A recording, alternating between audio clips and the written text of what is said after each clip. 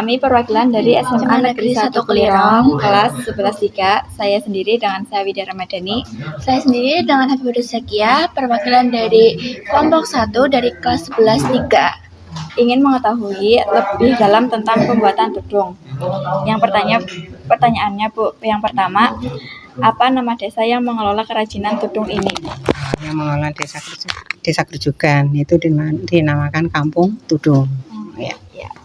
Terus yang kedua, sejak kapan kerajinan tudung dikelola oleh desa? Oh, itu sejak nenek moyang dulu ya. Jadi kami sejarahnya enggak tahu, pokoknya ini dari keturunan warisan dari nenek moyang zaman dulu. Jadi tahunnya juga enggak tahu. Oh ya, pokoknya kita turun temurun. Ya, dari turun temurun dari nenek moyang zaman dulu. Terus yang ketiga, lembaga apa yang mengelola kerajinan ini? Misalnya BUMDes, kelompok pengrajin, atau PKK desa? Kelompok pengrajin. Pengrajin. Iya, kelompok pengrajin bekerja sama dengan BUMDes dan kelompok Pokdarwis dan Srikandi. Iya. Untuk yang keempat, berapa jumlah warga yang terlibat dalam pembuatan tudung? Itu jumlah warga kayaknya 90% udah. 90%. Iya, dari jumlah yang ada. Berarti sebagai mata pencaharian Iya, tudung, mata pencaharian tudung. Iya, buat caping. Oh, iya. Terus yang kelima, siapa yang bertanggung jawab sebagai ketua atau koordinator pengelola kerajinan tudung desa? Koordinatornya Pak Sutanto, Itu kepala desa atau siapa? perangkat. Oh, Pak Sutanto dengan saya sendiri. iya. Terus yang keenam, apa tujuan desa mengelola kerajinan tudung ini? Ya, tujuannya yaitu untuk mencukupi kebutuhan ekonomi sehari-hari, untuk membiayai anak sekolah, untuk meningkatkan taraf hidup ekonomi keluarga. Untuk yang ketujuh, apakah kerajinan tudung ini menjadi salah satu produk unggulan desa? Iya, Iya. ikon desa Gerjugan. Iya.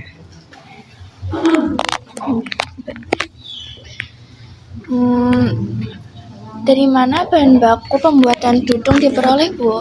Oh, itu bahan baku diperoleh bambu ya. Itu desa Gerjugan itu disetorin dari Purbalingga, terus ada desa bambunya itu ya, dari Purbalingga, Banjarnegara, itu terus daerah Cilacap, daerah Karanggayam, terus desa Pengempon, sebelah daerah-daerah pegunungan itu yang bambunya bagus untuk bikin kerajinan.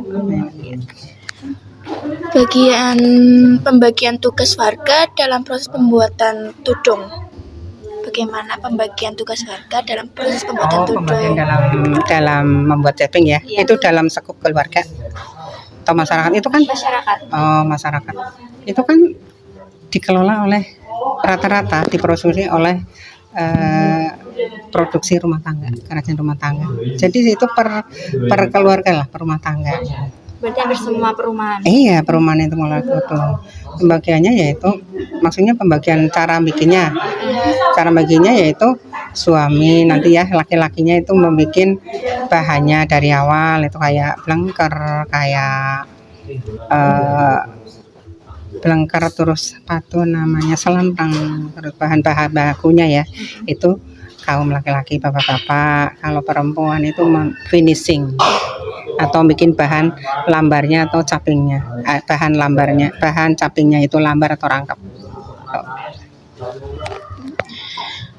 Alat apa saja yang digunakan dalam pembuatan tudung? Oh, dari awal itu ya, ya contohnya ya kayak gergaji ya, terus peso atau lading itu ya, terus jarum, alat-alat itunya ya, bukan bahannya kan, alat-alatnya, jarum, terus ada benang, terus rafia, terus tali senar yang plastik itu, bahan-bahannya.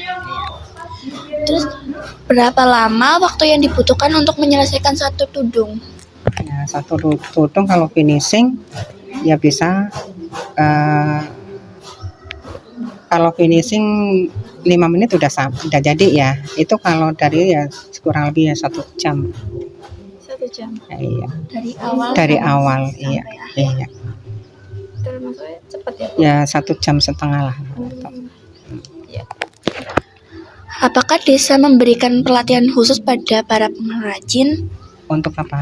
untuk pembuatan tudung? Oh, enggak pakai pelatihan karena sudah warisan dari nenek moyang dulu ya. Jadi kalau warga sini asli enggak pakai pelatihan, langsung pada bisa.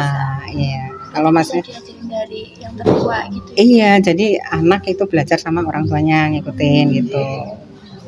Jadi nggak pakai pelatihan, jadi sudah dengan sendirinya nanti anak bantu orang tua, nanti dengan sendirinya bisa gitu. Iya. Jenis tudung apa yang bisa dihasilkan oleh desa? Banyak. Apa aja tuh, Bu? Procot, jaden, peraci, terus pelipitan, terus kewuk, ya. Jenis-jenisnya itu antara lain gitu. Jaden,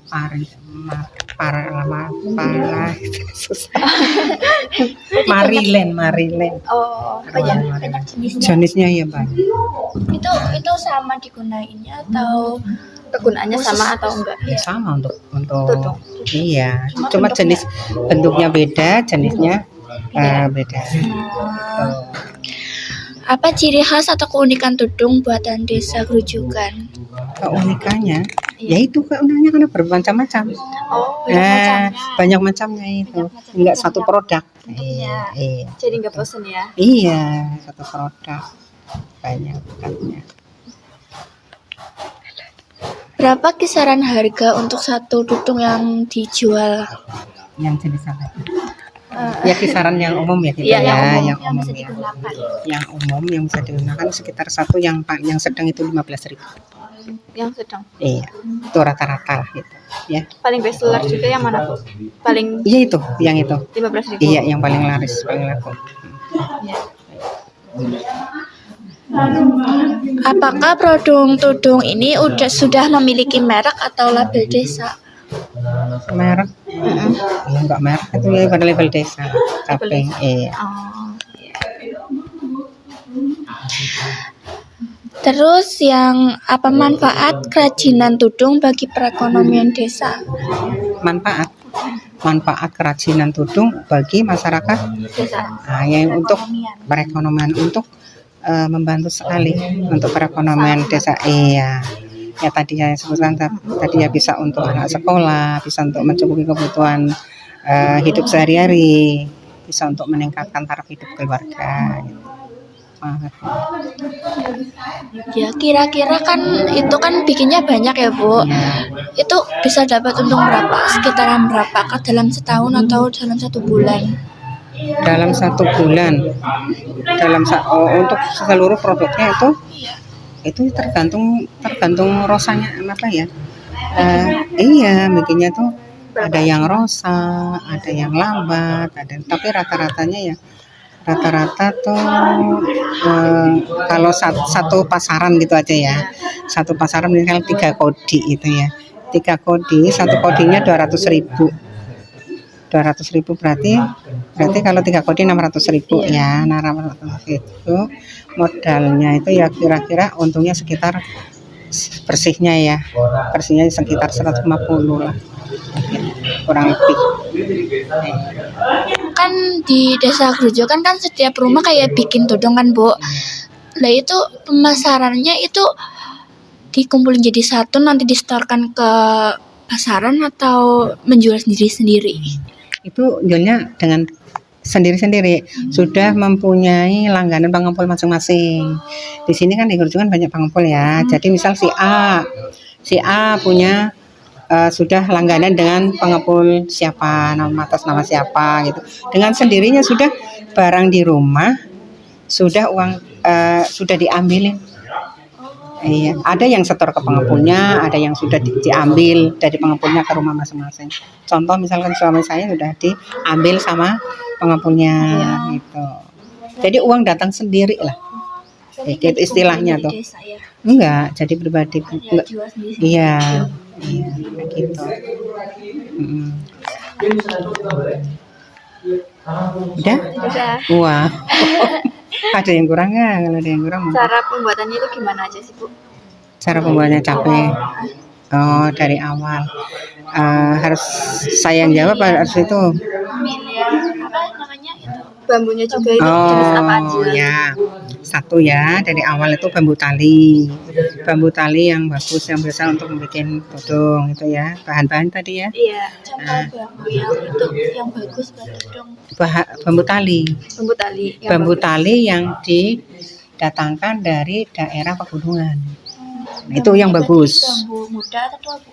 Yang sedang. Oh, sedang. Ya, kalau kemudaan juga nggak bagus, kalau ketuaan juga nggak bagus. Jadi yang sedang lah. Sedang itu. Istilahnya ya yang melelet lah, yang nggak mudah patah. Kalau yang tua kan udah patah ya. Iya. Terus kalau yang Muda. muda itu terlalu apa ya? Kalau dibikin kan nanti udah jadi belengkar, udah apa? Kalau kering mengecil, jadi mengerut menyusut. Iya itu. Jadi bagusnya ya yang sedang. Iya. Bambunya loh, Bu, kan katanya tadi 3 tahun 3 kan. tahun. Itu yang produktif. Iya, yang bisa untuk sudah siap untuk bikin produk gitu ya.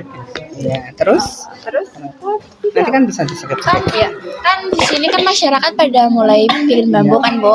Lah itu dari mulai usia berapa anak-anak atau enggak orang Belajar dewasa? gitu Iya, ya. Belajar ya. Oh, belajar itu masa sekolah SMP sudah bisa mulai belajar, bantuin contoh finishing itu ya. Yang finishing kayak gini. Ya, Pak. SD sudah bisa. Oh, sudah bisa. Ya sekitar umur iya. Ya sekitar 15 tahun lah. Yang kelompok 1 dari kelas SMA. 11 3 SMA Negeri 1 Kelirong mau ngucapin terima kasih atas informasi-informasi ya, tentang pembuatan caping tudung di Desa Gerujukan.